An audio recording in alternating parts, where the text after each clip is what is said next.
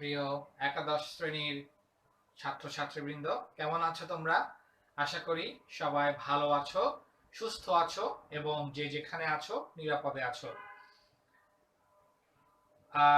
তোমাদের ইতিমধ্যে বোর্ড কর্তৃক যে অ্যাসাইনমেন্টগুলো দেয়া হয়েছে এবং সামনে দেওয়া হবে, প্রত্যেকে খুব গুরুত্ব সহকারে তোমাদের যে সংক্ষিপ্ত সিলেবাস, সেই সিলেবাস অনুযায়ী অ্যাসাইনমেন্টগুলো বোর্ড থেকে দেয়া হচ্ছে। তোমরা গুরুত্ব নিয়ে অ্যাসাইনমেন্টগুলো সুন্দরভাবে সুন্দর উপস্থাপন করে তোমরা খাতাগুলো প্রস্তুত রাখবে, উত্তরপত্রগুলো প্রস্তুত রেখে নির্দিষ্ট যে তারিখ দেয়া আছে এবং সামনে যে তারিখ দেয়া হবে সেই মোতাবেক তোমরা অ্যাসাইনমেন্টের কপিগুলো তোমরা কলেজে এসে সশরীরে জমা দিয়ে যাবে।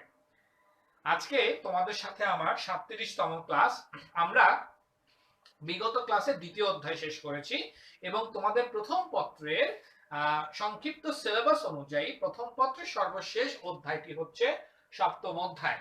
আজকে আমরা সেই অধ্যায়টি নিয়ে তোমাদের সামনে হাজির হয়েছি এবং তোমাদের সামনে আমি এই বিষয় নিয়ে আলোচনা শুরু করব। তোমাদের যে সংক্ষিপ্ত সিলেবাসটি দেয়া আছে, আশা করি প্রত্যেকের কাছে এই সিলেবাসটি আছে এবং সে অনুযায়ী তোমরা পড়ালেখা করছো। ইতিমধ্যে তোমাদেরকে কিন্তু দ্বিতীয় বর্ষের যে বুক লিস্ট না, সেই বুক লিস্ট দিয়ে দেওয়া হয়েছে এবং দ্বিতীয় বর্ষের যে বইগুলো তোমাদের কিনতে বলা হয়েছে, প্রত্যেকে বইগুলো কিনে ফেলবে, কারণ বোর্ড কর্তৃক যে অ্যাসাইনমেন্টগুলো দেওয়া হচ্ছে সেখানে কিন্তু দ্বিতীয় পত্রেরও অ্যাসাইনমেন্ট রয়েছে। তাই প্রত্যেকে দ্বিতীয় পত্রের বইগুলো কিনে ফেলবে, ঠিক আছে? এই সিলেবাস অনুযায়ী কিন্তু তোমাদের আগামী 2022 সালে তোমাদের পরীক্ষা হবে এবং যে অ্যাসাইনমেন্টগুলো দেয়া হচ্ছে এই অ্যাসাইনমেন্টগুলো কিন্তু এই সিলেবাসের উপর বেস করেই কিন্তু অ্যাসাইনমেন্টগুলো তৈরি করা হচ্ছে, প্রশ্নগুলো তৈরি করা হচ্ছে। তাই তোমরা এই সিলেবাস দেখে বাসায় পড়ালেখা করবে এবং আমাদের ক্লাসগুলো ফলো করবে। তোমাদের এই 7ম অধ্যায়ে আজকে এই শেষ অধ্যায় বলতে গেলে প্রথম পত্রের। পরবর্তী ক্লাসগুলোতে তোমাদের সাথে আমি দ্বিতীয় পত্রের ক্লাস, অর্থাৎ এই অধ্যায়টি শেষ হলে মূলত আমাদের সম্ভবত আমাদের দুটি ক্লাস হলে, দুটি বা তিনটি ক্লাস হলে এই অধ্যায়টি আমাদের শেষ হয়ে যাবে। অর্থাৎ 2 থেকে 3টি ক্লাস পর আমি তোমাদের দ্বিতীয় পত্রের অধ্যায়, দ্বিতীয় পত্রের যে বিষয় উৎপাদন ব্যবস্থাপনা দ্বিতীয় পত্র, সেটি নিয়ে তোমাদের সামনে ক্লাস শুরু করব। তো আজকে এই 7ম অধ্যায় শুরু করার আগে আমরা প্রত্যেকে আশা করি বোর্ডটি দেখতে পাচ্ছি এবং বোর্ডের যে লেখা সেগুলো আমরা বুঝতে পারছি। এই 7ম অধ্যায়ের নামটি আমরা দেখতে পাচ্ছি, আশা করি বোর্ডে লেখা আছে মান ব্যবস্থাপনা। অর্থাৎ মান ব্যবস্থাপনা, দেখো উৎপাদন ব্যবস্থাপনার মধ্যে, অর্থাৎ আমাদের বিষয়টির নাম কিন্তু উৎপাদন ব্যবস্থাপনা ও বিপণন। উৎপাদন ব্যবস্থাপনা ও বিপণন। এখন এই উৎপাদন ব্যবস্থাপনার মধ্যে যদি তোমার মান ব্যবস্থাপনা ঠিক না হয়, তাহলে কিন্তু উৎপাদন ব্যবস্থাপনাও ঠিক হবে না। এখন প্রশ্ন হতে পারে, উৎপাদন ব্যবস্থাপনার সাথে মান ব্যবস্থাপনার সম্পর্ক কি? অবশ্যই উৎপাদন ব্যবস্থাপনার সাথে মান ব্যবস্থাপনার একটি গুরুত্বপূর্ণ সম্পর্ক এবং এই দুটো ওতপ্রোতভাবে জড়িত। কারণ তুমি যে পণ্যটি উৎপাদন করবে সেই পণ্যের মান, গুণ বা আকার আকৃতি এবং তোমার ক্রেতাদের যে চাহিদা সেই মোতাবেক যদি মানসম্মত পণ্য যদি না হয়, তাহলে কিন্তু তোমার উৎপাদন ব্যবস্থাপনার কাজগুলো সমস্ত কিছুই বৃথা যাবে। আমরা উৎপাদনের উপকরণ পড়েছিলাম, ভূমি, শ্রম, মূলধন, সংগঠন। এই 4টি উপকরণ কিন্তু উৎপাদনের একটি গুরুত্বপূর্ণ উপকরণ। এখন এই উপকরণগুলো যদি তুমি সঠিকভাবে পরিচালনা করতে চাও, অবশ্যই তোমার সংগঠনের প্রয়োজন। ভূমি, শ্রম, মূলধন, এই তিনটাকে সমন্বিতভাবে পরিচালিত করতে হলে সংগঠনের প্রয়োজন।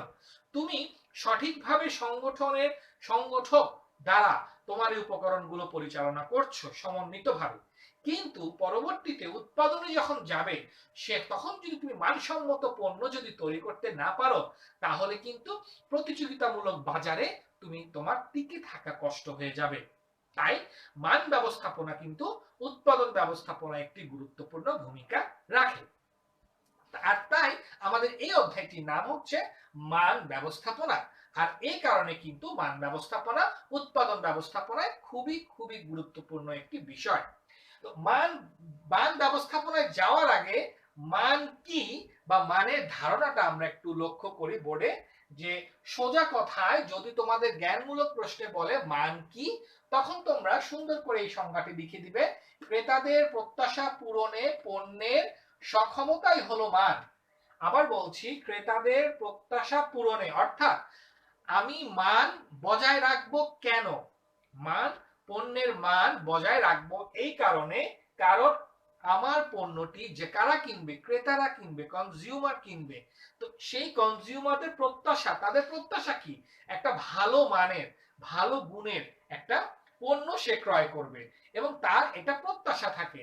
তাহলে ক্রেতাদের প্রত্যাশা পূরণে পণ্যের সক্ষমতা, অর্থাৎ ক্রেতারা যে পণ্যটি ক্রয় করবে সেই পণ্যের ব্যবহার করার যে কি বলে, ব্যবহার করে যে সন্তুষ্টি অর্জন করা না, সেটা যদি ঠিক থাকে তখন কিন্তু আমি সেটাকে কি বলবো, মানসম্মত পণ্য বলবো। অর্থাৎ ক্রেতা যদি তার প্রত্যাশা অনুযায়ী পণ্যটি ব্যবহার করে স্যাটিসফাই হয়, অর্থাৎ তাকেই কিন্তু আমরা সেই পণ্যটিকে মানসম্মত পণ্য বলতে পারি। এই হলো মানের ধারণা বা মান কি। আমি মান কি বলার আগে তোমাদের কিন্তু বিভিন্ন অনেক কথা বলেছি যে উৎপাদন ব্যবস্থাপনার মানের ব্যবস্থাপনার গুরুত্ব কতটুকু। এরপর আমরা যাব মান ব্যবস্থাপনার সংজ্ঞাটা। এখন কিছুক্ষণ আগে কিন্তু মান ব্যবস্থাপনার সাথে উৎপাদন ব্যবস্থাপনার তফাৎ কতটুকু বা এটি আদৌ উৎপাদন ব্যবস্থাপনায় কি ভূমিকা রাখছে সেটা কিন্তু আলোচনা করেছি। এখন এই মান ব্যবস্থাপনার সংজ্ঞাতে আমাদের কি বলেছে? পণ্যের মান নির্ধারণ, পণ্যের মান সংরক্ষণ, পণ্যের মান উন্নয়ন এবং পণ্যের মান নিয়ন্ত্রণের যাবতীয় কাজকে মান ব্যবস্থাপনা বলে। আবার বলছি, পণ্যের মান নির্ধারণ করা, অর্থাৎ তুমি যে পণ্যটা তৈরি করছো সেটার মানটা তোমাকে কি করতে হবে, নির্ধারণ করতে হবে যে তুমি কোন মানের, কোন গুণের তুমি পণ্য উৎপাদন করবে। এরপর পণ্যের মান সংরক্ষণ, অর্থাৎ এই মানটাকে নির্ধারণ করার পরে এই মানটাকেই তুমি সংরক্ষণ করতে হবে। পণ্যের মান উন্নয়ন, অর্থাৎ আগে যে মানের পণ্য তুমি তৈরি করতে, তার থেকে আরো ভালো মানের পণ্য কিভাবে উন্নয়ন করা যায় সেই কথা বলেছে। এবং পণ্যের মান নিয়ন্ত্রণের যাবতীয় কাজ। এখন এই মানটাকে আমি কিভাবে নিয়ন্ত্রণ করতে পারি সেগুলোর সব কাজগুলোকে বলা হচ্ছে মান ব্যবস্থাপনা। অর্থাৎ মান ব্যবস্থাপনার কাজগুলো কি? মান ব্যবস্থাপনার কাজগুলো হচ্ছে পণ্যের মান নির্ধারণ করা, পণ্যের মান সংরক্ষণ করা, পণ্যের মানের উন্নয়ন করা এবং পণ্যের যে মান সেটাকে নিয়ন্ত্রণ করা। এই কাজগুলোকে বলা হচ্ছে মান ব্যবস্থাপনা। আশা করি সংজ্ঞাটা মুখস্থ হয়ে গেছে বা তোমরা বুঝতে পেরেছো। এখন আমরা এই পণ্যের মান ব্যবস্থাপনার গুরুত্ব দেখব। অর্থাৎ তোমাদের বইয়ের যে পৃষ্ঠা নাম্বার, তোমাদের বই আশা করি সবার সামনে আছে, তোমাদের বইয়ের পৃষ্ঠ নম্বর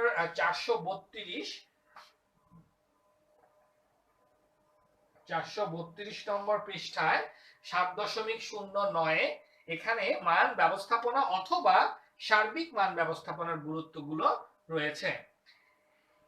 প্রথমে বলেছে যে মান ব্যবস্থাপনার প্রথম গুরুত্বপূর্ণ ব্যবস্থাপনা হলো মান নির্ধারণ করা, যেটা আমরা সংজ্ঞার মধ্যেই পড়েছি। আসলে এখানে আমরা মান নির্ধারণ করা, যেটা প্রথমে বলেছি যে মান ব্যবস্থাপনার মধ্যে ব্যবস্থাপনার অন্যতম কাজ হচ্ছে মানটাকে নির্ধারণ করা। উৎপাদিত পণ্যের মান নির্ধারণ করা মান ব্যবস্থাপনার একটি অন্যতম কাজ। মান বলতে কি? মান বলতে পণ্যের নির্দিষ্ট গুণগত বৈশিষ্ট্য সমূহকে বোঝায় যা ভোক্তা বা ক্রেতাদের চাহিদা মেটায়, সন্তুষ্টি বিধান করে এবং যার উপযোগিতা বা কার্যকারিতা ভোগকারী বা ক্রেতাদের কাছে প্রত্যাশা সমান বা তার চেয়েও বেশি। পণ্য বা সেবার মান নির্ধারণে মান ব্যবস্থাপনার গুরুত্ব অপরিসীম। অর্থাৎ যেটা আমি প্রথমেই বলেছি, যদি তোমার পণ্যের স্ট্যান্ডার্ড যদি না থাকে তাহলে সেই স্ট্যান্ডার্ড অনুযায়ী সেই রকম ধরনের ক্রেতা তোমার পণ্য কিনবে। সকল ক্রেতা তোমার পণ্য কিনবে না। পণ্যের যেরকম স্ট্যান্ডার্ড, যেরকম মান, সেই অনুযায়ী কিন্তু সেই ধরনের সেই মানের ক্রেতা তোমার পণ্যটি কিনবে। ঠিক আছে? তোমার টার্গেট যদি থাকে একদম লোয়ার লোয়ার ক্লাস মানুষদের জন্য তুমি এই মানের পণ্য উৎপাদন করবা, তাহলে ওই ধরনের মানুষরা তোমার ওই মানের পণ্য কিনবে। তোমার টার্গেট যদি থাকে না আমার পণ্যটি একদম যারা সবচেয়ে বড় লোক যাদের গাড়ি বাড়ি আছে, ব্যবসা করে, বড় বড় বিজনেসম্যান, তারা আমার পণ্যটি কিনবে, তাহলে তোমাকে সেই স্ট্যান্ডার্ডে কিন্তু পণ্যটা উৎপাদন করতে হবে। সেই স্ট্যান্ডার্ডে তোমার পণ্যের মান নির্ধারণ করতে হবে। তাই এটি মান ব্যবস্থাপনায় মান নির্ধারণ করা একটি গুরুত্বপূর্ণ কাজ। এরপর বলেছে নকশাকরণ। অবভিয়াসলি তুমি যদি কোনো পণ্যের নকশা যদি কোন রকম ভাবে নকশাকরণ করে যদি বাজারে পণ্য উৎপাদন করে সেই পণ্যটি বাজারজাত করো, তাহলে এমনও হতে পারে যে যেটা প্রথমে বলেছি যে সব ক্রেতাই কিন্তু তোমার পণ্যটি ক্রয় করতে মানে ইচ্ছা প্রকাশ করবে না, যেহেতু তার নকশা তার কাছে বা ডিজাইন তার কাছে পছন্দ বা মানানসই হয়নি। কারণ একটা পণ্যের আকার, একটা পণ্যের রং, বহনযোগ্যতা ইত্যাদিও কিন্তু ক্রেতার মানে ক্রয়ের বিবেচনায় আসে। তোমার এখানে একটা বিষয় খেয়াল করবা যে কোনো পণ্যের ডিজাইন যত সুন্দর, তার আকার, আকৃতি, রং যত সুন্দর হবে, ক্রেতা যদি তত আকৃষ্ট হবে এবং পণ্যটি কিন্তু তত বিক্রয় হবে। এই কারণে কিন্তু নকশাকরণটি খুবই গুরুত্বপূর্ণ একটি বিষয়। এরপর বলা হচ্ছে উপকরণ সংগ্রহ। দেখো মান ব্যবস্থাপনার মধ্যে মান নির্ধারণের পরে নকশাকরণ, এরপর উপকরণ সংগ্রহ।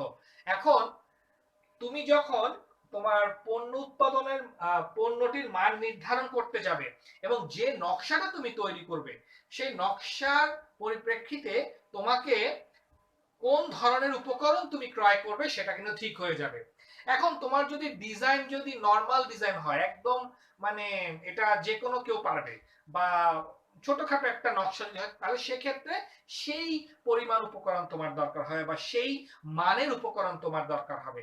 তুমি যদি ভালো মানের পণ্য উৎপাদন করতে চাও, তুমি যদি ভালো নকশার মাধ্যমে আর মানে খুব অ্যাট্রাকটিভ নকশা করে তুমি যদি সেইরকম পণ্য উৎপাদন করতে চাও, তাহলে তোমাকে সেই রকম ভালো মানের উপকরণ সংগ্রহ করতে হবে। এই জন্যই মান ব্যবস্থাপনায় উপকরণ সংগ্রহটাও গুরুত্বপূর্ণ। এরপর বলেছে যোগাযোগ প্রতিষ্ঠা। দেখো যোগাযোগ প্রতিষ্ঠা বলতে এখানে কি বুঝিয়েছে? পণ্য সামগ্রী শুধুমাত্র উৎপাদন করলেই চলবে না, তা সঠিকভাবে এবং যথাসময়ে ক্রেতাদের মাঝে সরবরাহ করতে হবে। এ লক্ষ্যে প্রতিষ্ঠানে কর্মরত বিভিন্ন ব্যক্তি বা বিভাগের মধ্যে কার্যকর যোগাযোগ স্থাপন করা অত্যন্ত প্রয়োজন। মান ব্যবস্থাপনা একদিকে যেমন উৎপাদন পূর্ব বিভিন্ন ব্যক্তি বা বিভাগের সাথে যোগাযোগ রক্ষা করে, অন্যদিকে তেমনি উৎপাদন পরবর্তী ব্যক্তি বা বিভাগের সাথে যোগাযোগ রক্ষা করে। দেখো যোগাযোগ প্রতিষ্ঠা এই বিষয়টিও কিন্তু একটি গুরুত্বপূর্ণ বিষয় মান ব্যবস্থাপনায়। কেন? কারণ উৎপাদন করার আগে কিন্তু এক ধরনের ব্যক্তি বা বিভাগের সাথে উৎপাদনকারী প্রতিষ্ঠানের যোগাযোগ হচ্ছে, এর পরে কিন্তু উৎপাদনের পরে গিয়ে তার উৎপাদিত পণ্যটি বন্টন করার জন্য অন্যরকম আরো ব্যক্তি বা বিভাগের সাথে তার যোগাযোগ হচ্ছে। তাহলে এই যোগাযোগ প্রতিষ্ঠা করার মাধ্যমেও কিন্তু মান ব্যবস্থাপনা একটি গুরুত্বপূর্ণ কাজ তারা করে থাকে। এরপর হচ্ছে উৎপাদন কাজ পরিচালনা। উৎপাদন কাজ পরিচালনা বলতে কি বুঝিয়েছে? পণ্য বা সেবা উৎপাদনের সাথে বিভিন্ন কাজ জড়িত। এরূপ কাজ সম্পাদনের জন্য বিভিন্ন মেশিন এবং বিভিন্ন ব্যক্তি জড়িত থাকে। এ সকল মেশিন ও ব্যক্তিবর্গকে পরিচালনা করা মান ব্যবস্থাপনার আরেকটি গুরুত্ব হিসেবে গণ্য হয়। উৎপাদন কাজ পরিচালনায় তিনি প্রত্যক্ষ পরোক্ষভাবে নিজেকে সর্বদা নিয়োজিত রাখে। তাহলে এই মান ব্যবস্থাপনায় উৎপাদন কাজ পরিচালনা করা, এটা কিন্তু আসলে উৎপাদন কাজে যে জড়িত থাকে, যে পর্যবেক্ষণ করে, সারাক্ষণ অবজার্ভ করে যে আমার মান ঠিক আছে কিনা, যে অনুযায়ী আমি নির্ধারণ করেছি, যে মানের আমি সংরক্ষণ করেছি, যে আমার যে টার্গেট মানটাকে আমি কিভাবে আরো ডেভেলপ করব, আমি কিভাবে নিয়ন্ত্রণ করব, এই যে বিষয়গুলো, এই বিষয়গুলোকে দেখাশোনা করার জন্য, উৎপাদন কাজ পরিচালনা করার জন্য একজন লোক সারাদিন স্বতঃস্ফূর্তভাবে কি করে, প্রত্যক্ষ এবং পরোক্ষভাবে সর্বদা নিজেকে নিয়োজিত রাখে যেন কোনোভাবে তার মানটি খারাপ না হয়। তো উৎপাদন কাজ পরিচালনা করাও কিন্তু মান ব্যবস্থাপনার একটি গুরুত্বপূর্ণ কাজ। তারপর হচ্ছে প্রশিক্ষণ দান। তুমি তোমার ব্যবসায়ের উৎপাদিত পণ্যের মান তুমি ঠিক রাখতে চাচ্ছ। এখন সেই মান ঠিক রাখার জন্য উৎপাদিত যে সমস্ত উৎপাদক বা শ্রমিক কর্মচারী যারা পণ্যটি উৎপাদন করবে তারা যদি ওয়েল ট্রেইনড না হয়, অর্থাৎ ভালো প্রশিক্ষণ গ্রহণ করতে না পারে বা ভালো প্রশিক্ষণের ব্যবস্থা যদি তাদের জন্য করা না হয়, তাহলে কিন্তু মানসম্মত পণ্য সেখানে তুমি পাবে না। এই কারণে প্রশিক্ষণ দানও কিন্তু মান ব্যবস্থাপনা একটি গুরুত্বপূর্ণ কাজ। এরপর বলেছে মান নিয়ন্ত্রণ, যেটা আমাদের সংজ্ঞাতে আছে যে তুমি মান নির্ধারণ করছো, তুমি মান সংরক্ষণ করছো, উন্নয়ন করার চেষ্টা করছো, কিন্তু তুমি যদি নিয়ন্ত্রণ সঠিকভাবে না করো তাহলে তোমার মান ব্যবস্থাপনার কাজ ঠিকভাবে হবে না। তো এই কারণে মান মান নিয়ন্ত্রণ করা কিন্তু খুবই খুবই গুরুত্বপূর্ণ একটি বিষয় মান ব্যবস্থাপনায়। এই কারণে মান নিয়ন্ত্রণ করতে হলে তোমাকে প্রথমে উৎপাদন কাজ পরিচালনা করার জন্য যিনি রয়েছে তাকে প্রত্যক্ষ পরোক্ষভাবে খুব কঠোর হতে হবে, সর্বদা সেখানে নিয়োজিত হতে হবে, প্রশিক্ষণ প্রদান করতে হবে, তাহলে কিন্তু তুমি তোমার পণ্যের যে উৎপাদিত পণ্য সেটার মান তুমি নিয়ন্ত্রণ করতে পারবে। সাথে ভালো মানের উপকরণও তোমাকে সংগ্রহ করতে হবে, বা তোমাকে এখানে উপকরণ সংগ্রহ করতে হবে, ভালো মানের নকশা করতে হবে, ঠিক আছে, তাহলে তুমি মান নিয়ন্ত্রণ করতে পারবে। তাই মান নিয়ন্ত্রণ কিন্তু এই মান ব্যবস্থাপনা একটি গুরুত্বপূর্ণ কাজ। এরপর হচ্ছে গবেষণা উন্নয়ন।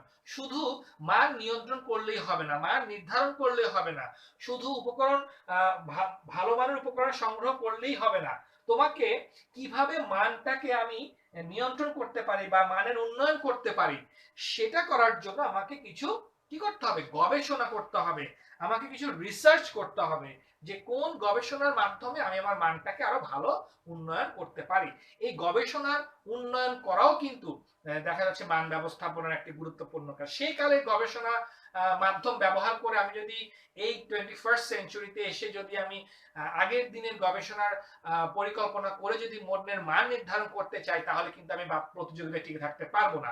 আমাকে আমাকে কি করতে হবে, এই 21 শতকে এসে যে ধরনের রিসার্চ করা দরকার, যে ধরনের রিসার্চ উন্নয়ন করা দরকার পণ্যের মান ঠিক রাখার জন্য এবং বাজারে প্রতিযোগিতার সাথে টিকে থাকার জন্য, সেই ধরনের রিসার্চ আমাকে করতে হবে। তাই গবেষণা উন্নয়ন কিন্তু মান ব্যবস্থাপনায় খুবই গুরুত্বপূর্ণ বিষয়। এরপর হচ্ছে তথ্য প্রদান, অর্থাৎ আমি গবেষণা করার পর আমাকে বিভিন্ন তথ্য প্রদান করতে হবে। বর্তমান পরিস্থিতি কি, অর্থাৎ কোন রিসার্চের মাধ্যমে আমি কি মানের পণ্য আমি তৈরি করতে যাচ্ছি বা তৈরি করব, সেই রকম তথ্য কিন্তু প্রদান করতে হবে। শুধু রিসার্চ করলেই হবে না, তোমাকে এই সমস্ত গবেষণার একটা তথ্য তোমাকে প্রদান করতে হবে। এরপরে বলা হয়েছে প্রেরণা দান, মোটিভেশন। এটা আমরা প্রত্যেকে জানি যে কোনো কাজে কোনো শ্রমিক কর্মকর্তা কর্মচারী বা যে কোনো কাজে কাউকে যদি তুমি মোটিভেট করো, সেই কাজে ভালো উপদেশ দাও, ভালোভাবে তাকে ইন্সপায়ার করো, তাহলে কিন্তু সেই কাজে সে আরো কাজ করতে আরো বেশি আগ্রহী হবে। ঠিক মান ব্যবস্থাপনাও কিন্তু প্রেরণা দান একটা গুরুত্বপূর্ণ কাজ। শ্রমিক কর্মকর্তা কর্মচারীদের প্রশিক্ষণের মাধ্যমে তাদেরকে আরো মোটিভেট করা যায়, আরো প্রেরণা দান করা যায়, তাহলে কিন্তু মান ব্যবস্থাপনার মান নিয়ন্ত্রণ করা আরো সহজ হয়ে যাবে। এই কারণে প্রেরণা দান কিন্তু খুবই গুরুত্বপূর্ণ একটি কাজ মান ব্যবস্থাপনায়। আশা করি এই গুরুত্বটা তোমরা বুঝতে পেরেছো। আজকে আরেকটি যে সর্বশেষ বিষয় সেটি হচ্ছে তোমাদের 438 পৃষ্ঠায়, অর্থাৎ তোমাদের সিলেবাসে যেটি দেওয়া আছে 438 পৃষ্ঠায় 7.13 এই নম্বরে তোমাদের এই টপিকসটি দেওয়া আছে। টপিকসটি হলো cost for poor quality production, অর্থাৎ নিম্নমানের পণ্য উৎপাদন জনিত খরচ। হেডিংটা তোমরা একটু লক্ষ্য করো, বলা হয়েছে নিম্নমানের পণ্য উৎপাদন জনিত খরচ। আমরা কিন্তু যদি এই হেডিংটাকে একটু লক্ষ্য করি আমরা কিন্তু বিষয়টা ক্লিয়ার হয়ে যাব।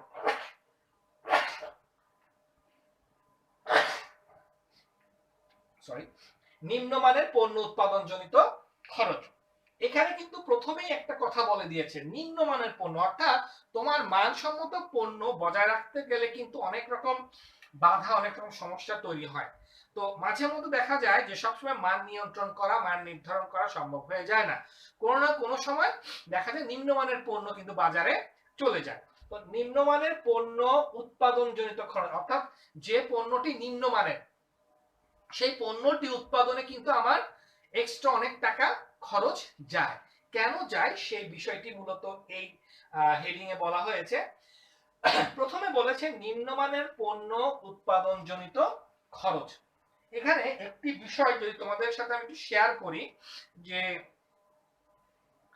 পরিতোষ বাবু নামে একজন মিষ্টির কারিগর, সে প্রায় 60 থেকে 70 বছর ধরে সে মিষ্টি উৎপাদন করে আসছে এবং বাজারে তার মিষ্টির চাহিদা, মিষ্টির যে স্বাদ, সেটি ক্রেতারা কিনে এবং খেয়ে তারা স্যাটিসফাই, তারা সন্তুষ্ট।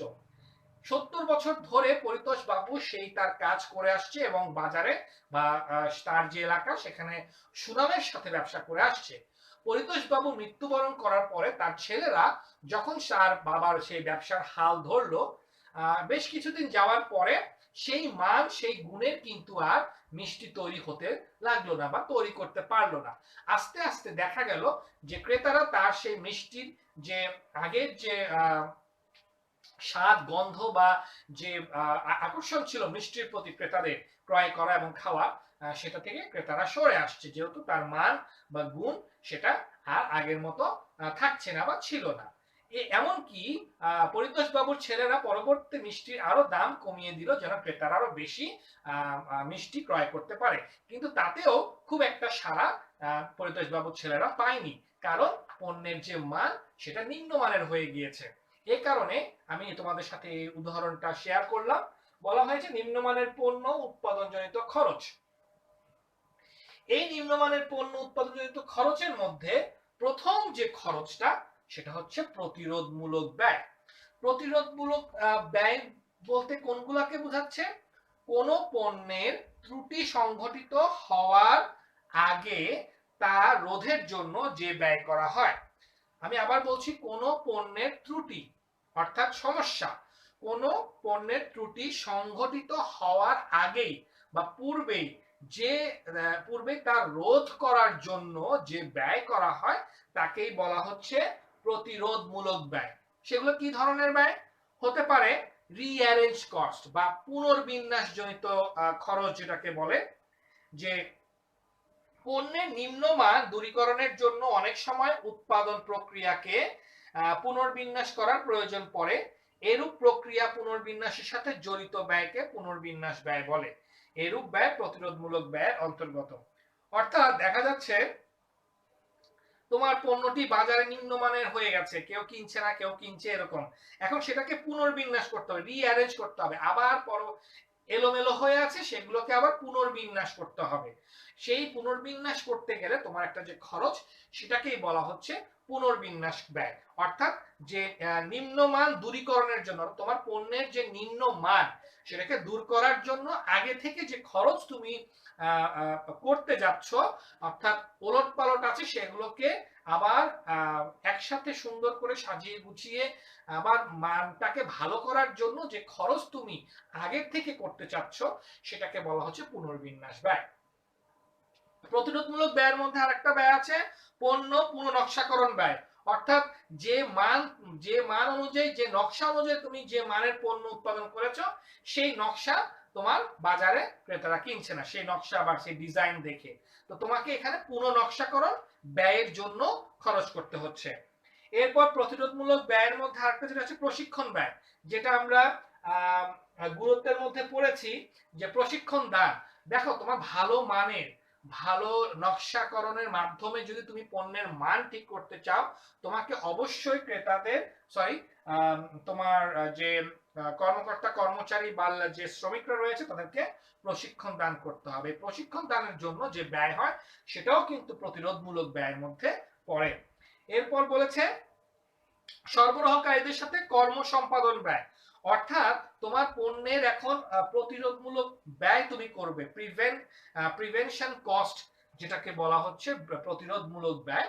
সেই প্রতিরোধমূলক ব্যয় মধ্যে অন্যতম ব্যয় হচ্ছে সরবরাহকারীদের সাথে কর্ম সম্পাদন ব্যয়। অর্থাৎ তোমার পণ্য উৎপাদনে যে কাঁচামাল ব্যবহৃত হচ্ছে, সেই কাঁচামাল যে সমস্ত বিক্রেতা তোমাকে সরবরাহ করছে তাদের সাথে একটি সম্পর্ক রক্ষার্থে যে ব্যয়গুলো করা হয় সেটাকে বলা হচ্ছে সরবরাহকারীদের সাথে কর্ম সম্পাদন ব্যয়।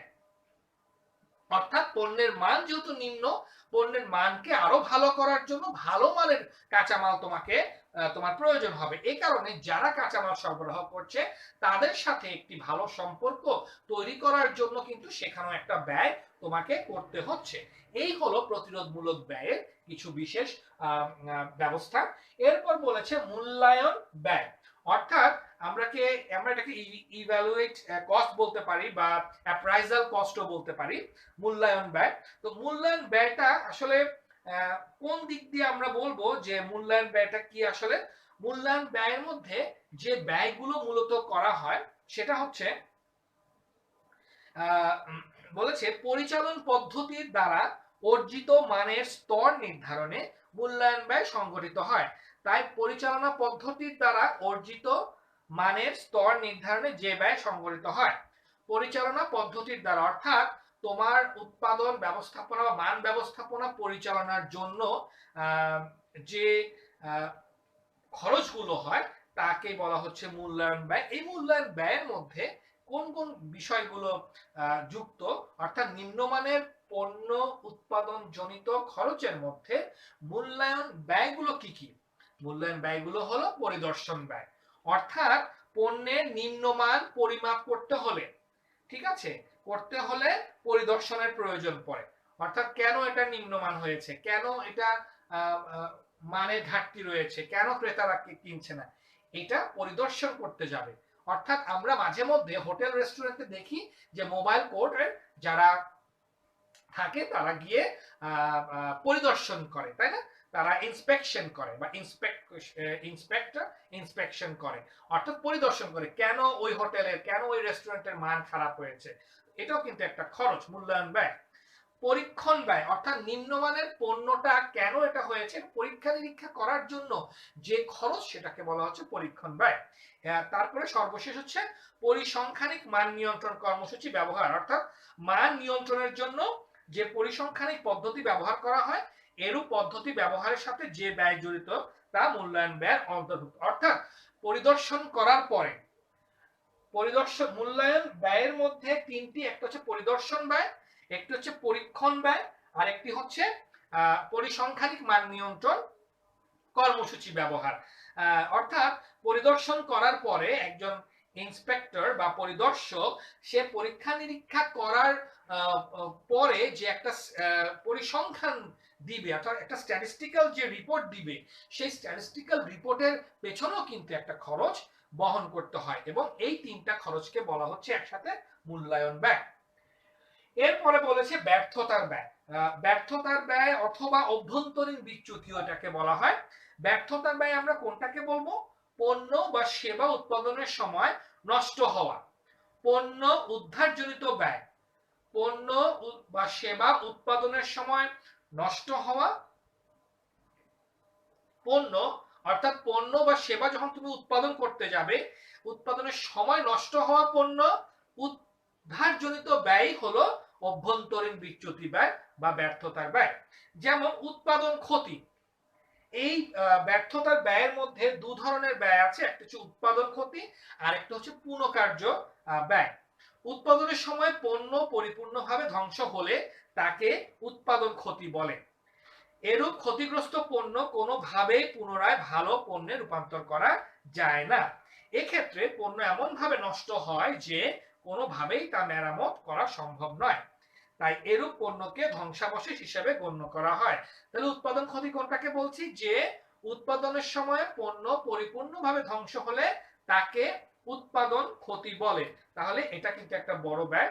এরপরে বলা হচ্ছে পুনঃকার্য ব্যয়। পুনঃকার্য ব্যয় বলতে ক্ষতিগ্রস্ত পণ্যকে পুনরায় পরিপূর্ণ পণ্যে রূপান্তর করতে যে ব্যয় সংঘটিত হয় তাকে পুনঃকার্য ব্যয় বলে। এক্ষেত্রে পণ্য নষ্ট হয় বটে, কিন্তু মেরামতের মাধ্যমে পরিপূর্ণ পণ্যে রূপান্তর করার একটা সুযোগ থাকে, এই জন্য এটাকে বলেছে পুনঃকার্য ব্যয়। তাহলে এই অভ্যন্তরীণ বিচ্যুতি ব্যয় অর্থাৎ ব্যর্থতার ব্যয়ের মধ্যে দুটো ব্যয় আছে, একটি হচ্ছে উৎপাদন ক্ষতি আর একটি হচ্ছে পুনঃকার্য ব্যয়। এরপর হচ্ছে সর্বশেষ হচ্ছে বিচ্যুতি ব্যয়। বিচ্যুতি ব্যয় আমরা কোনটাকে বলবো? দেখো, বিচ্যুতি ক্রেতা কর্তৃক পণ্য বা সেবা গ্রহণের পর, ক্রেতা কর্তৃক পণ্য বা সেবা গ্রহণের পর যে ব্যয় উদ্ঘাটিত হয় তাকে বাহ্যিক ব্যর্থতা বা বিচ্যুতি বলে। যেমন এই বিচ্যুতি ব্যয়ের মধ্যে দুটো ব্যয় আছে, আমরা যদি এটাকে বলি, একটা হচ্ছে ওয়ারেন্টি আর একটা হচ্ছে মামলা ব্যয়। আমরা প্রত্যেকে ওয়ারেন্টি এই শব্দটার সাথে পরিচিত। আমরা যখন কোনো পণ্য ক্রয় করি, বিশেষ করে কোনো ইলেকট্রনিক ডিভাইস বা ইলেকট্রনিক কোনো যন্ত্রপাতি আমরা যদি ক্রয় করি, সেটার এগেইনস্টে বিক্রেতা আমাদেরকে কি করে? ওয়ারেন্টি দিয়ে থাকে। সে ফর এক্সাম্পল, আমাদের যে টেলিভিশন, বিশেষ করে টেলিভিশন বলো, এগুলোতে কিন্তু দেখা যায় কোনো কোনো কোম্পানি টেলিভিশনের পিকচার টিউবের উপর 5 বছরের ওয়ারেন্টি দিয়ে থাকে। অর্থাৎ 5 বছরের মধ্যে তোমার টেলিভিশনের যদি কোনো রকম কোনো ক্ষতি হয়, বিশেষ করে পিকচার টিউবের, সে তোমাকে রিপ্লেসমেন্ট করে দিবে। এরকম কিছু চুক্তি ক্রেতার সাথে বিক্রেতার সেই পণ্য ডিভাইসটি বিক্রয় করার সময় চুক্তি হয়ে থাকে। এটি হলো একটি বিচ্যুতি ব্যয়। তো আরেকটি যে ব্যয় হচ্ছে মামলা ব্যয়।